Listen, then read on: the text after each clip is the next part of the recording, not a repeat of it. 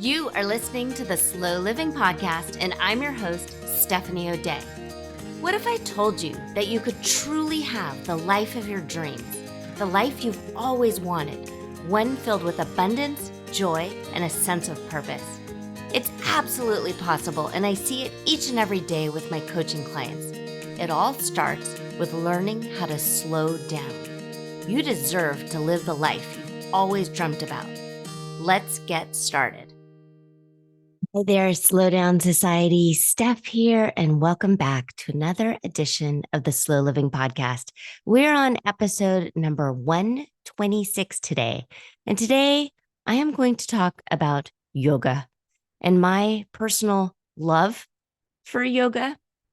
When I was thinking about what to title this episode, the first thing that came to mind was embracing yoga. And I think we're going to shift it to getting into yoga. So, depending on where you are in your health and wellness journey, whether or not you've ever taken a yoga class in person or have played around with it online, the difference in my brain between embracing it and getting into it is different. And it took me a very long time to embrace it, which is why I've decided to shift it to getting into it. Because if you're not there yet, if yoga isn't something that you do on a regular basis, isn't something that you plan on purpose to kind of find a way to shoehorn into your day, the idea of embracing it might not seem like, this one's not for me. So that's why we're talking about getting into it. So I am recording this in my late 40s. I am 47. And the first yoga class I ever took, I was about 18 with my friend Michelle. And it took me many years until I fully embraced it. And that first yoga class that I took at the time with my friend Michelle was a few towns away. And she told me that her mom took this yoga class and that we should do it together. And I thought, okay, sure. I think we may have had a coupon or something, or maybe her mom had paid for it. It was free. So we went, and it was an after school thing. We were in high school at the time. So then maybe I was 17-ish. And it was hot yoga. It was not Bikram, but it was hot yoga. And we put our mats near the back. And there was a door, an exit, and the instructor immediately walked right on over to us because we were teenage girls, like, okay, girls, what's going on here? And we just thought it would be a good workout and something fun to do. And I think we were still in school, but nearing the summer, and we were headed to Hawaii, and Michelle wanted to look cute in her swimsuit. So she thought maybe yoga and hot yoga and sweating a bit would be the way to do it. We did not last long in that class. We weren't smart enough to bring water, and we were the second the door shut and they turned the heat up to the proper temperature. We did not last in the room, and we were giggly and we were falling over, and there were all these, in our mind, old ladies in the room, and they could do it and we could not. And so we left and we Googled and we probably went to Starbucks. So that was 30 years ago. So that was my first foray into yoga. And I've always been a pretty fit person. I would never, ever call myself an athlete or someone who is naturally good at sports, because that is not me. But I grew up in California. And the fact is, I'm probably a little bit vain. And so I grew up with my mom going to different exercise classes. She would bring Jane Fonda workout videos into the house, Denise Austin. I absolutely owned a Thigh Master at one point. Rest in peace, Suzanne Summers.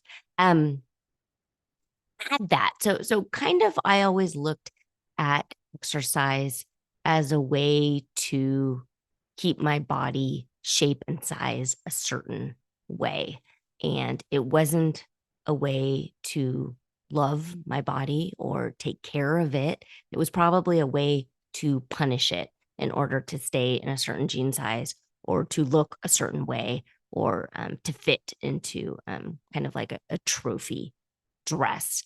Um, my one completely and totally shifted from that. But two, I am a real person. I grew up when I grew up, and that was just the sign of the times. I wasn't behind or had backwards thinking. That just kind of is how it was at the time.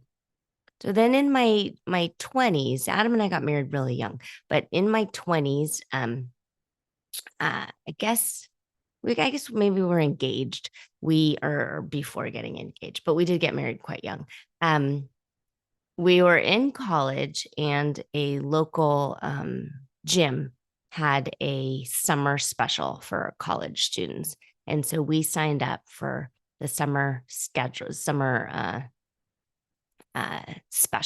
And so I think it was 3 months for $99.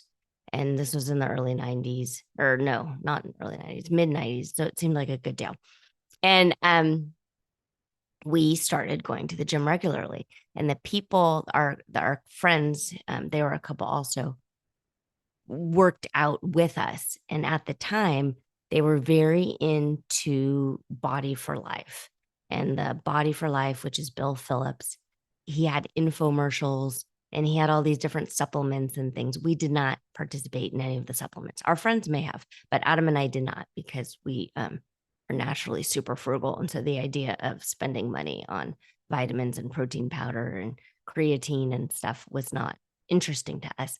But we did begin following the sort of step up pyramid-y kind of program that Bill Phillips had. And pyramid, not like an MLM pyramid, but pyramid of when you are doing your weights, you start with very light weights. So let's say you're doing, I'm just going to make this up, dumbbell curls, and you've got a series of weights. So you would do 12 dumbbell curls with the lightest weight.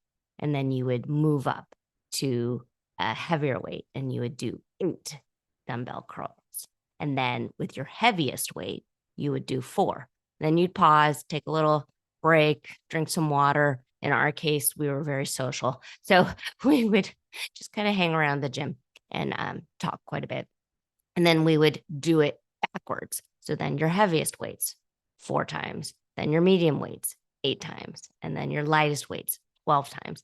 And by the time you got to that 12 again with your lightest weights, your arms were shaking, or at least in my case, my arms were shaking. It was very challenging to eke out those last few reps.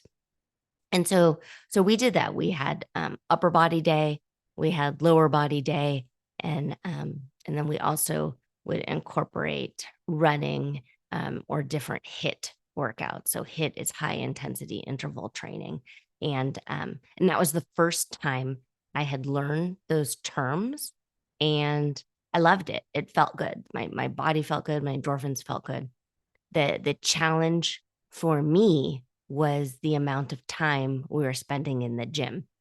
We were spending about 90 minutes every time we went. And I was working and in college and wanted a social life and wanted to nap and sleep in and all of the things. But anyway, that's what we did for about 3 months. And we loved it, and it gave me a really nice, solid foundation for what my body was capable of and how I could use weight bearing exercises to kind of shape myself and get muscles to pop and things. On a side note, it was a weird gym. There were, use the word like meatheads for lack of a better word.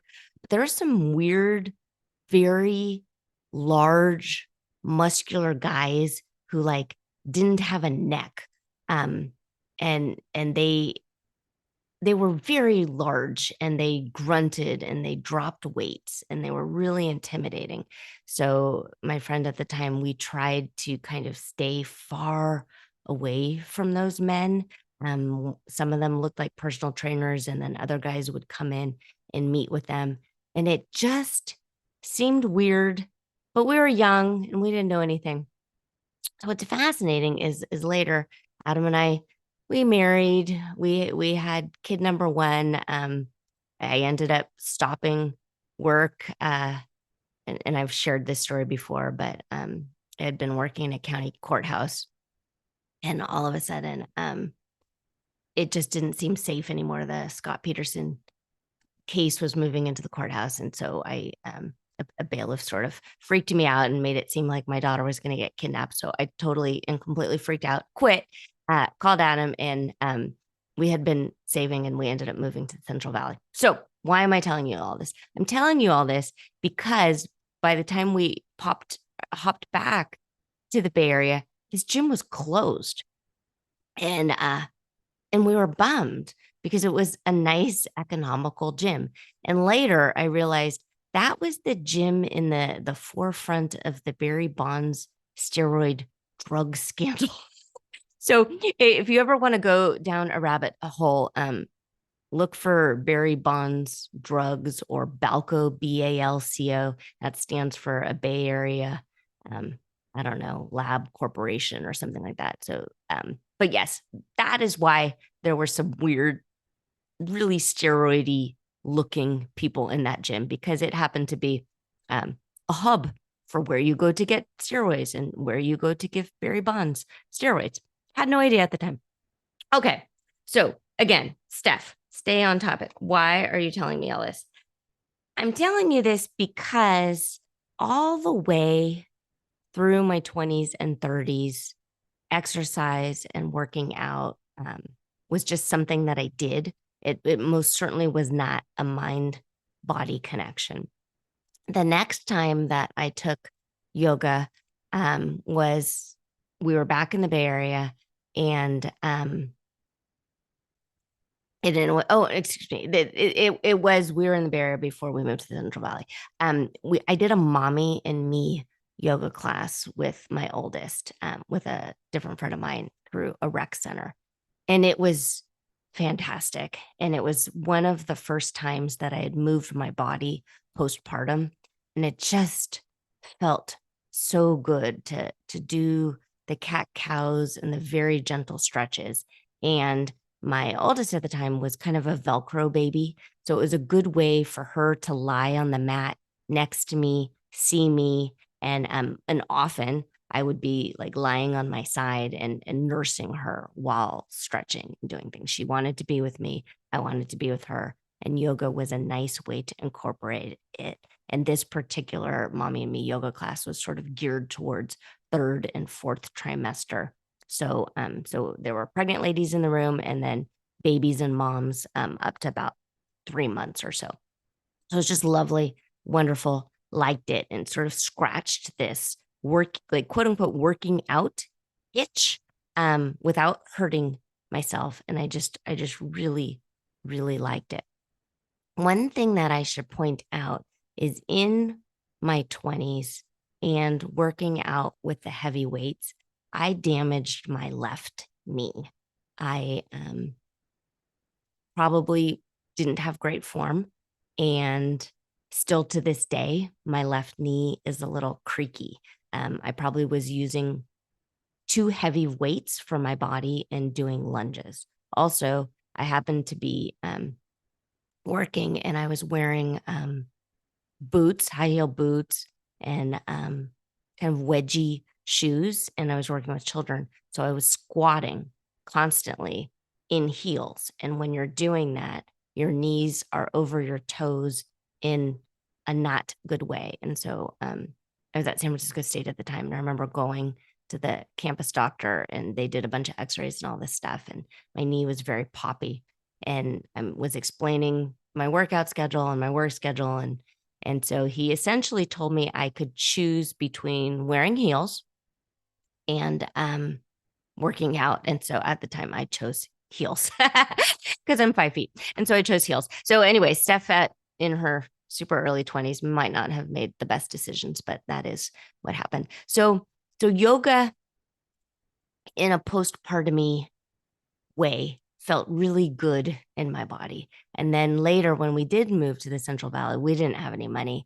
And so there was no way I was going to join a gym. And it was too hot to run. And I couldn't run with a baby anyway. So I began looking for yoga videos. Now, at the time, I guess we had YouTube, but I certainly wasn't looking for videos on YouTube. Instead, we were going to the library and I was taking videos out from the library. So Rodney Yee had some yoga videos and he was kind of the guy at the time. And I didn't like his outfits. He had these little black Speedos and he kind of bugged me.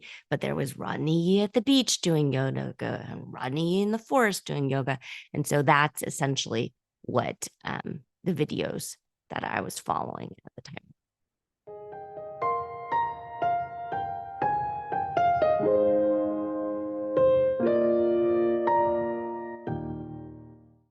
When it comes right down to it, we all just want to climb into bed each night, feeling calm, content, and at peace. We want to know that we were able to keep all the balls in the air and were productive without neglecting our own needs and wants. I know, I get it. That is why I recorded a free masterclass on the 10 things happy, successful people do each and every day, and I'd love for you to join us. Learn simple and practical tips to reclaim the sanity and joy in your home and family at stephanieodea.com/masterclass.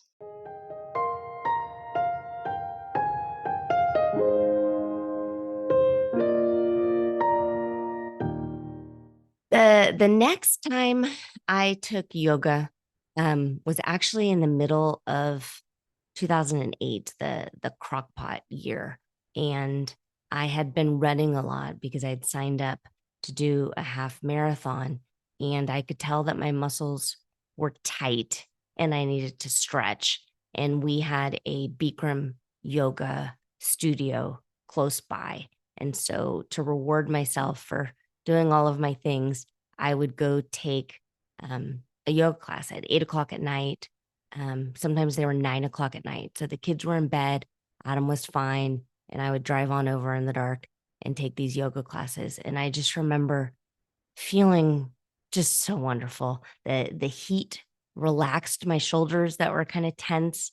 And I just loved it. And I just loved it. And at the time, that particular studio was really popular, but the 9 o'clock classes or 8 o'clock at night classes, depending on the day, weren't as popular. There were times I tried different times of the day, and it was so packed that people's yoga mats were only 2 to 3 inches apart. And sometimes like people would drip sweat on me. And it was just so disgusting.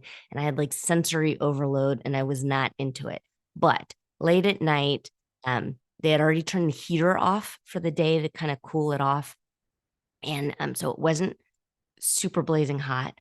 I got the basics of the 26 Bikram poses and learned to love all of the different things. And I started to learn the name of the asanas and the Sanskrit names for some of them, and just really fell in love. And right around then is when I had this kind of flash impulse that this is what I want to do. This is what's right for me. I need to do this. And I also had the idea that I would like at some point to be yoga certified and have it be my retirement job. So I always thought like, okay, Steph, when you hit 50, you'll get yoga certified. And then eventually that'll be your retirement job. And yes, I know to some, including my husband, the word retirement and job do not connect, but I always have had a bit of an entrepreneurial brain. So yes, I will probably continue to do something even when I'm quote unquote retired. So what do I do now? I get up at 4 a.m. and I get up at 4 a.m. to quote unquote work, but also I get up because it's the only time I really can get my work in and still have the time that I crave to do yoga. Sometimes I follow a video. Sometimes I follow an app. Often it's me with my journal and then my journaling worksheet. So I am always in the midst of one of the 30-day journals, and I have a stack of the daily work journaling pages. You can find the information for that at stephanieoday.com/daily, DAILY. I wake up at 4 and I go downstairs and I brew the coffee. And then while it's brewing, I come upstairs and I roll out my yoga mat and I get my vitamin D lamp, kind of happy light, ready to go. And my two oldest are off to college right now. So I go back and forth between whose room I'm in, depending on if someone's coming home or uh, my oldest right now, she had the rabbit here over winter break. So there's still hay on the floor and I don't feel like I should have to vacuum it up. So I'm in my other daughter's room with the yoga mat. I don't often follow a routine. I just listen to my body and stretch and move and honor her. My body is a her, and I just listen. And so I journal and stretch and sip my coffee in a very slow, comforting way while I wake up in the morning. And then when my brain is a little bit too busy and bouncy, I come downstairs and I get to work. And that's what sort of feeds my soul and just feels so good. If you have never done any sort of yoga whatsoever, I recommend, it's funny, the safe part of me and the part that wants a release from liability wants you to go to a studio, into a class, to make sure that you have proper form. Probably you're not going to do that. So the realistic part of me suggests going onto YouTube and finding Adriene. So yoga with Adriene is just precious. I adore Adriene. I think she is phenomenal. And if you have never done a yoga class, find her and follow her. You don't have to jump into anything difficult. Google yoga for Adriene beginners. If you've got neck pain, yoga for Adriene neck pain. If you've got hip pain, yoga for Adriene hip pain. She's absolutely adorable. She's got a dog named Benji. She's fantastic. If you're on the go, my favorite yoga app is called Down Dog. I use this app almost daily because often I'll do my own thing in the morning, and then before bed, I want 10 minutes or so. And so I'll use the Down Dog app. What I like about this app is you can decide on the level. You can decide the type of yoga you want. If it's vinyasa, which is sort of the traditional flow. If it's a hatha, which is vinyasa without chaturangas. And if you are new to yoga, don't do chaturangas. Stay away from chaturangas. You're going to damage your shoulders. Many of my friends have needed to have shoulder surgery, which I always lisp whenever I say shoulder surgery, because of chaturangas. My own right shoulder is creaky and hurts. It probably is because there was a day I spent about 6 hours moving boxes at work. They were textbooks and I overdid it. But I also did not let up on my yoga practice. And that was not good. So I now skip chaturangas. Yin yoga, long, deep stretches. If you have brain chatter, yin yoga is not for you. You have to have a very calm and quiet mind, because holding a pose for 90 seconds is really difficult. There's chair yoga, and I think even the Down Dog app has chair yoga. We mentioned in the last episode that your body is something to cherish, and you do have to move it or lose it. For me, what yoga has done is it's combined the perfect marrying of mind body. So they talk about the mind body connection. It wasn't until my mid 40s that I really understood what they were talking about.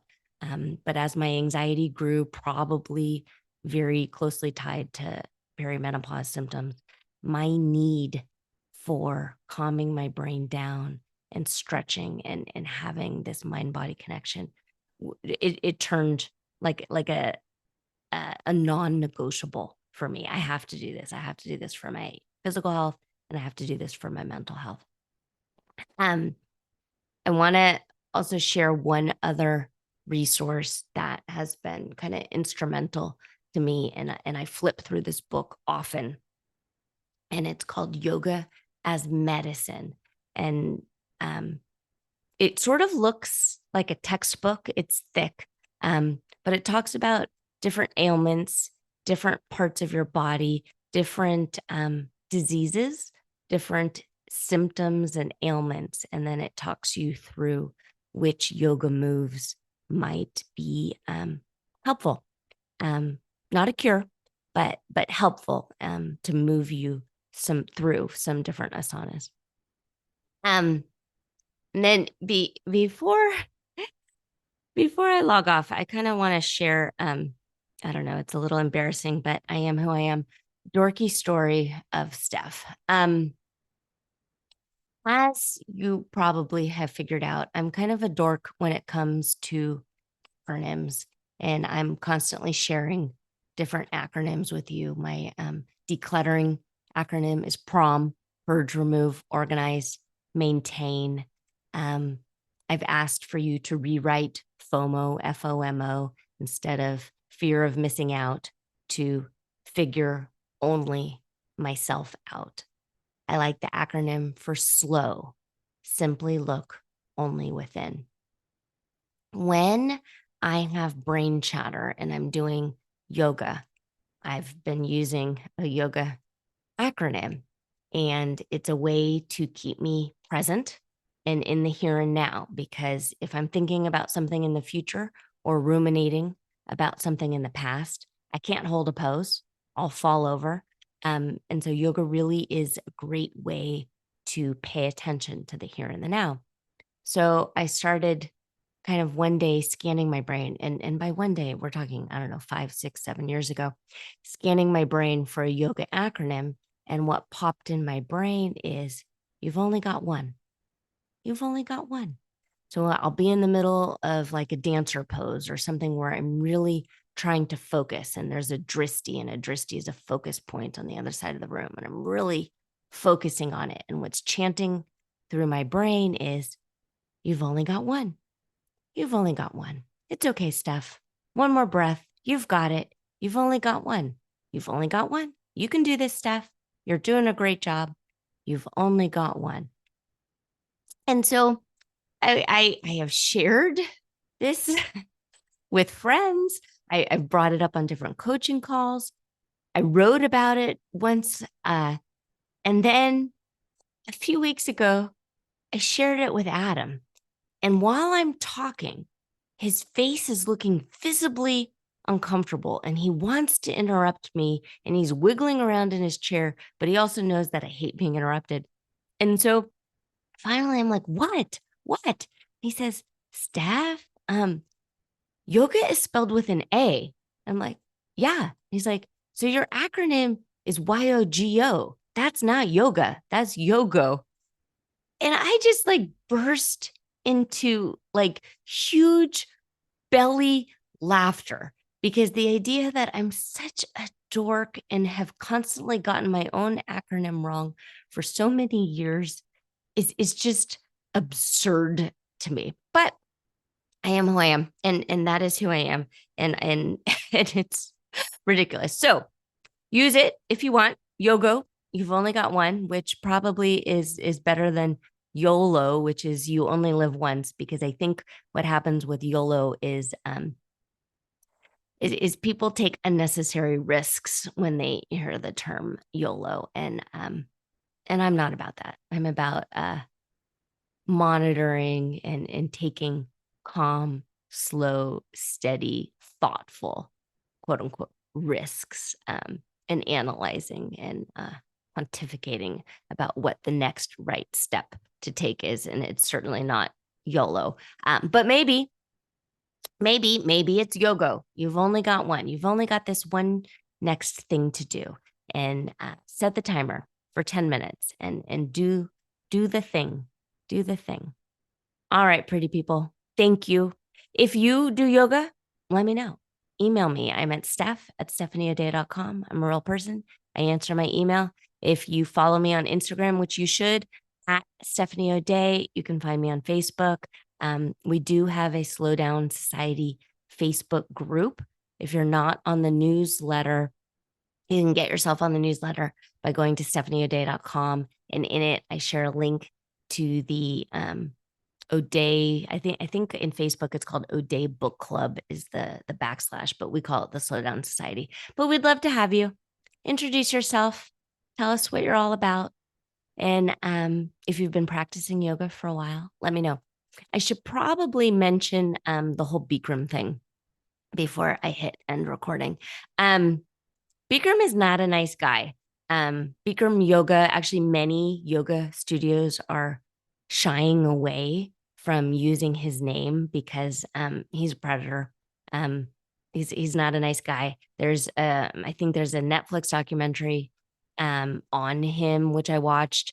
There's a 30 by 30 sports podcast where they do a deep dive on Bikram. He's just not a nice guy.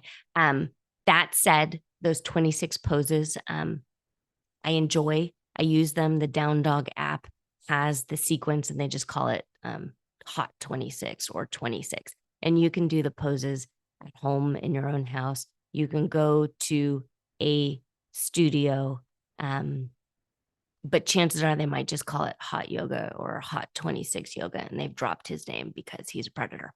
Okay. That was all of my disclaimers, all of my caveats. All right, pretty people, consider yourself loved and hugged. I think you are absolutely wonderful. I will see you again in your earbuds next week. Do you have a slow living story to share? Leave me a voicemail at stephanieodea.com/podcast with any questions, comments, feedback, or testimonials, and I will be sure to include it in an upcoming episode. Also, if you found value in this episode, please share it with your family and friends and subscribe through your favorite podcast provider. The more you share, comment, and leave positive reviews, the more people we can reach and share the slow living lifestyle and messaging. Thank you, Slow Down Society, and have an absolutely wonderful day.